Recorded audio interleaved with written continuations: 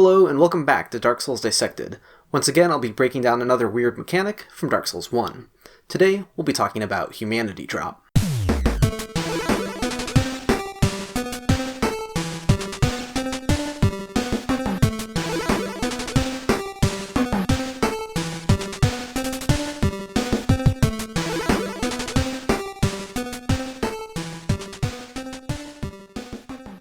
So if you're wondering what Humanity Drop is, you're probably not alone. The community has never really picked a specific name for this before, but it's the system for getting soft humanity directly from enemies. Every now and again, when you defeat an enemy, you'll get a black soul mass instead of the usual white aura of souls, which signifies that this has occurred. Previously, I would have called this the killing enemies with an undefeated boss mechanic, but within the debug menu lurks what might as well be the official name, Humanity Drop. Now, if you were expecting a discussion on the drop rate of normal humanity, I won't be covering that here. I'm going to save item discovery and drop rates for a future video. So with that out of the way, let's get started. As I mentioned earlier, this is a mechanic that requires killing a bunch of enemies, specifically in an area where the boss hasn't been defeated yet. You can get a total of up to 10 soft humanity in each level where it's available.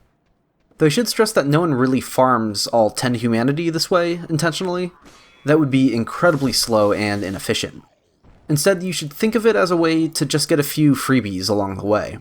And in certain situations, it can also be an alternative to backtracking. Here's one specific example.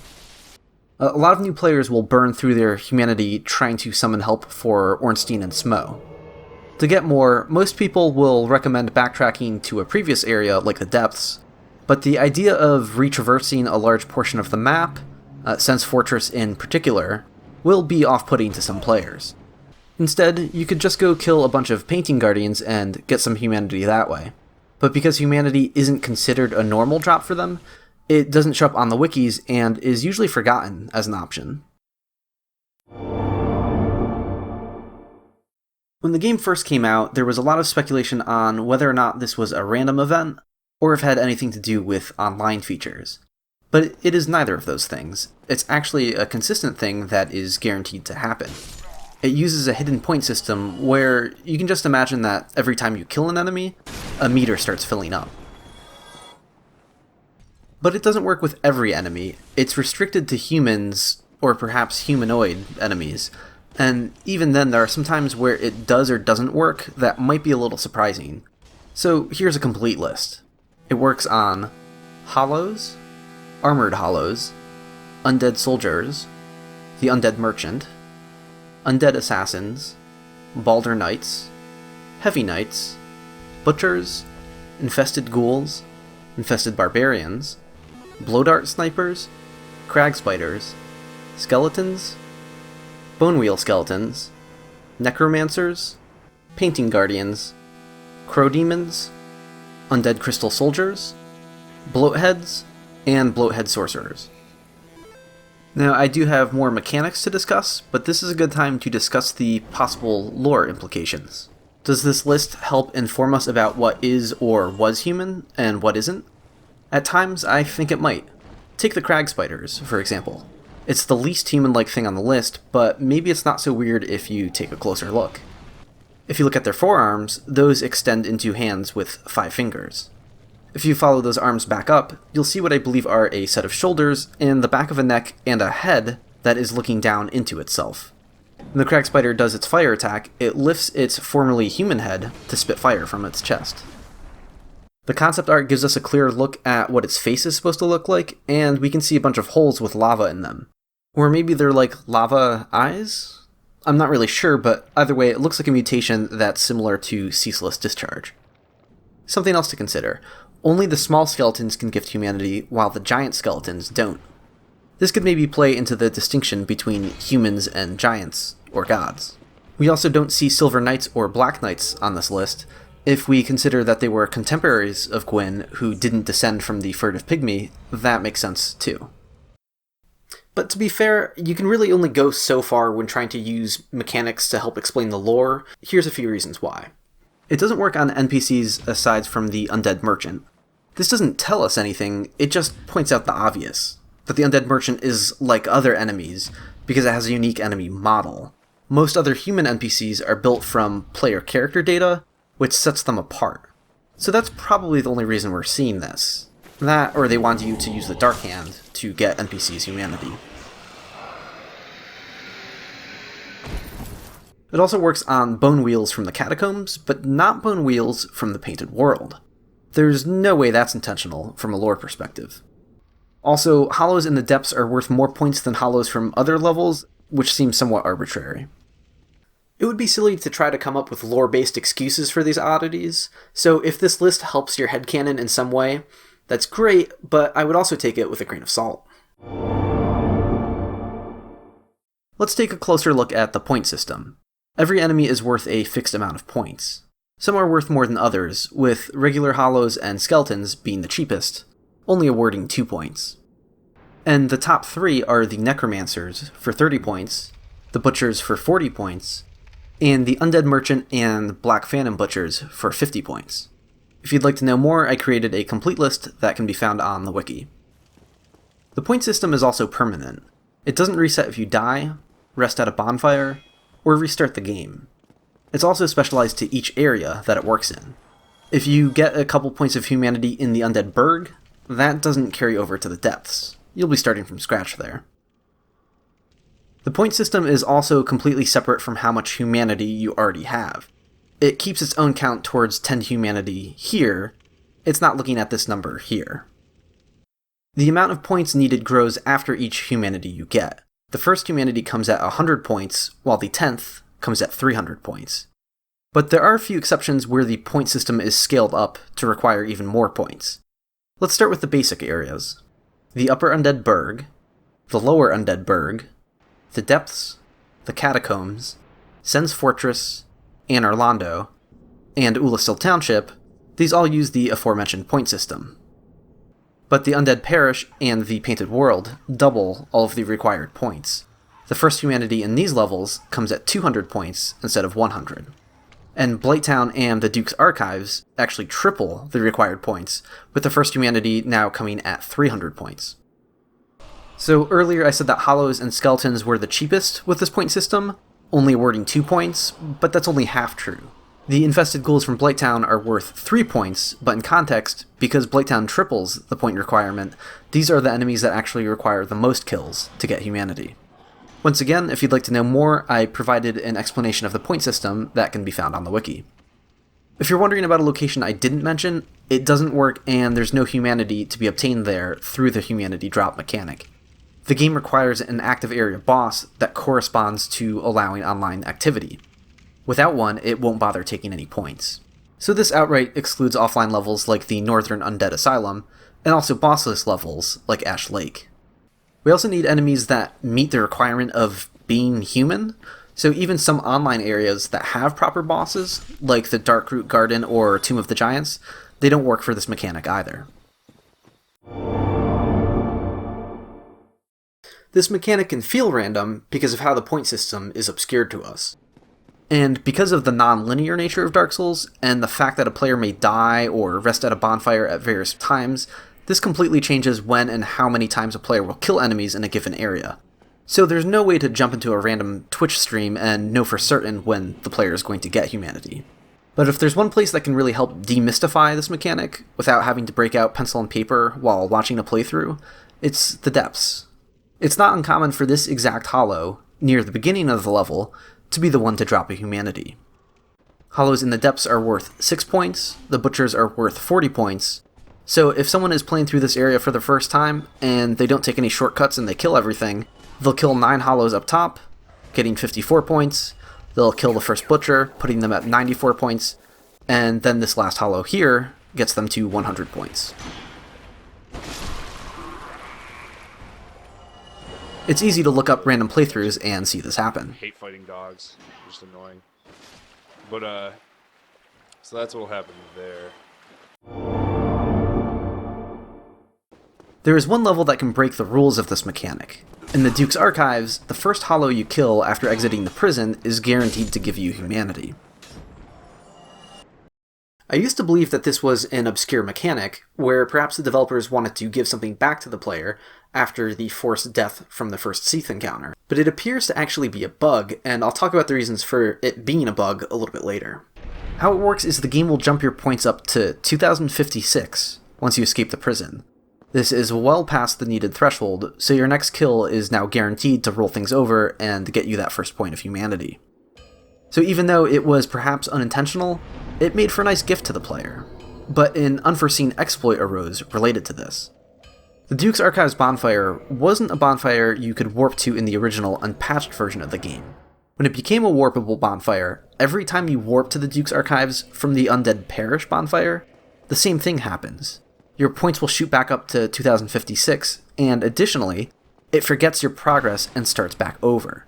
So because it's unable to keep count properly, you're not limited to 10 humanity this way. You could just keep warping to and from the Undead Parish bonfire, kill the nearest hollow, and farm up to 99 soft humanity if you wanted. This has never been fixed and can still be found in Dark Souls Remastered, though bear in mind that this only works when Seath is alive.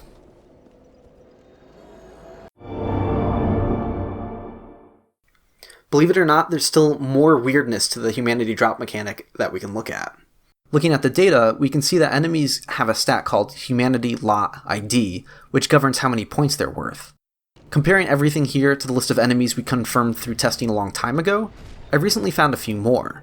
Dark Wraiths are supposed to be worth 10 points, Black Phantom Dark Wraiths are supposed to be worth 20 points, and the Mass of Souls are supposed to be worth 100 points. Additionally, New Londo Ruins is supposed to fit into that third category of areas, the ones that require 3 times the amount of points. We can see this by looking at the corresponding humanity drop point values for all the different levels. So, if this mechanic is supposed to work in New Londo Ruins, why doesn't it? I think this has something to do with how multiplayer is gated here. There are a few areas in Dark Souls that have prerequisites for allowing multiplayer activity. In the Duke's Archives, you can't summon or be invaded until you've escaped the prison. And in New Londo Ruins, you can't summon or be invaded until you've drained the water. Until you do those things, the areas are considered to not have a boss. Now, in the Duke's Archives, when you escape the prison, it at least recognizes the corresponding boss's ID and switches the system back on. hotpocketremix found that it uses flag number 405 to do this. For whatever reason, in New Londo Ruins, it never makes the transition and it just stays turned off. It's flag 404 that should be doing this, but it's not working.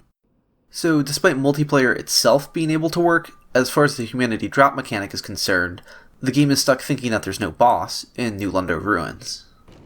This means that all that time that was spent farming Titanite slabs, we should have been getting soft humanity while we were at it. Another point of curiosity is the female undead merchant.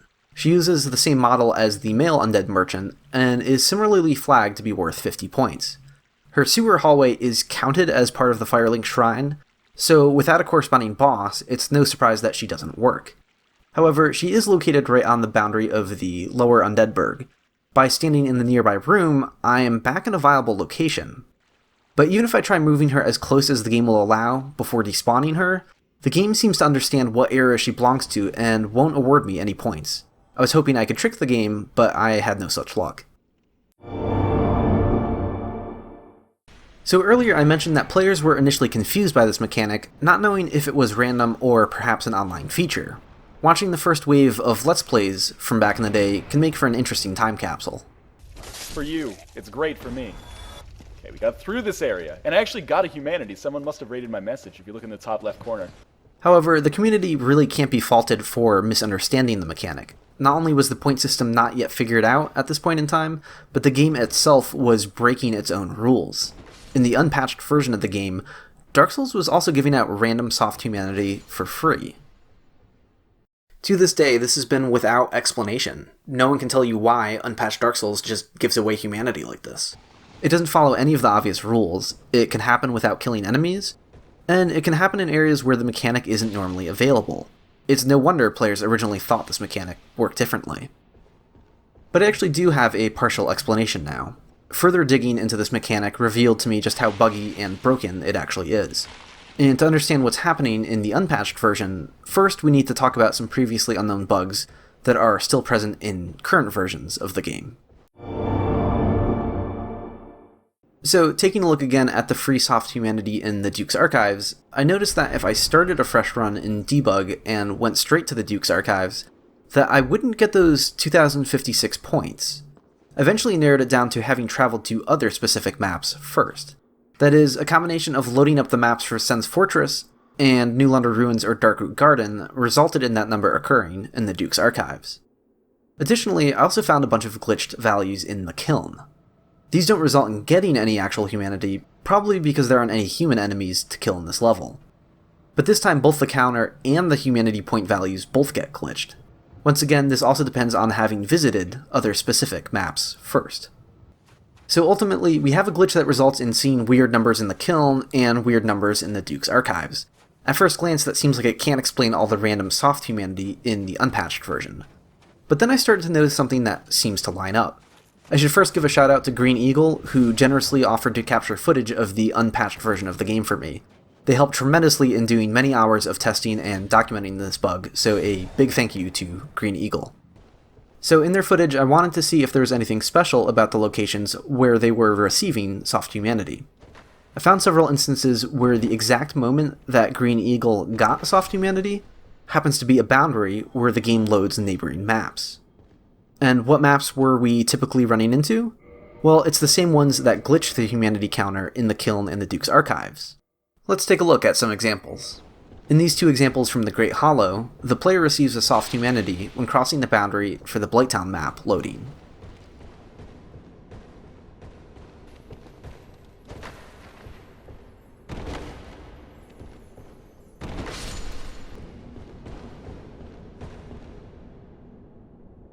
In this example from the Firelink Aqueduct, it lines up from when the Depths map first loads. And in this example from the Firelink Shrine, it lines up with the Catacombs map loading. So we can see how this matches up, but do we have any idea why it's happening? I asked hotpocketremix to take a look, and he found an answer for why visiting different maps can break the humanity counters. As it turns out, it's not directly based on the maps themselves, but NPCs that are found within them. So this is where it gets very technical, and I'm not sure I could adequately explain it all myself, but the short version is that the mechanic for draining NPCs of their humanity with the Dark Hand is the culprit. I know that sounds weird, but that's actually screwing things up here. It's not that these two mechanics are linked in any meaningful or intentional way, and you don't even have to use Dark Hand at all. It's just that, due to some unpolished coding, some values are overlapping between these two mechanics, and that's messing everything up. If you want to know precisely what is happening, you can find the link to the analysis provided by hotpocketremix in the video description below. So 8 years later, we finally understand a weird quirk of the original unpatched version of Dark Souls. It's not without a few loose ends though. We don't know why it doesn't happen every time one of those boundaries are crossed. Sometimes it's achieved upon respawning, and sometimes it happens in places that aren't as easily explained by what we know so far. But thankfully we've gone from having no idea to having a good chunk figured out. We can probably just assume that the same bugs are manifesting themselves in more intense ways in the unpatched version. Nonetheless, Green Eagle has still been working to iron out repeatable ways to get the free random soft humanities in the unpatched version, so if we find anything new or get something ironed out, just keep an eye on the comments below. Well, that just about wraps up the humanity drop mechanic. Despite a wide host of bugs, it follows a point system and works just fine in most areas. Figuring out how it worked was a fun process. It was one of several mechanics where I got a pretty good idea of what was going on a long time ago, but I had to revisit it with better tools and information later on to really get it nailed down. When I first started testing it, this was back during patch 1.05, where the random glitched humanities were patched out, and so I was able to discern that it used a consistent point system. It meant starting new playthroughs and avoiding killing anything else in the game to try and avoid unwanted variables. To figure out how many points a Baldur Knight was worth, for example, I remember going straight to this one staircase without killing any other enemies aside from the Asylum Demon, and just killing that one Baldur Knight over and over until I got my first point. Bearing in mind I didn't have any cheat tools to assist in this process, let's just say I got pretty good at parrying. I teamed up with someone by the handle of Ublug, and together we devised a point system and did a whole bunch of throwaway runs just to target specific enemies. What we figured out back then was pretty much spot on, with only a few minor mistakes and details overlooked. Maybe it looks bad that there's some jank to this mechanic, but it actually impresses me, and I think it's a testament to the creativity and ambition of From Software. Remember that there's already a variety of ways to get humanity. If they wanted the player to be able to get some more, they could have implemented more as fixed loot in the environment, they could have upped or expanded the drop rates, they could have made the dark hand farming more accessible, or they also could have made helping others in co-op more profitable. That's already 4 different options. But nope, that's not enough. They had to create a 5th option, an entirely new mechanic, one where it's pretty clear that they don't even care if players notice or understand it. Though the execution may be flawed, the inclination to even put something like this into the game is kind of ludicrous. The abundance of stuff like this in Dark Souls is part of what makes it so unique and special, and it's why I'm able to make a series of videos like this in the first place. As always, I hope you enjoyed this video, I hope it was informative, and until next time, consider keeping Seath alive to have easy access to humanity.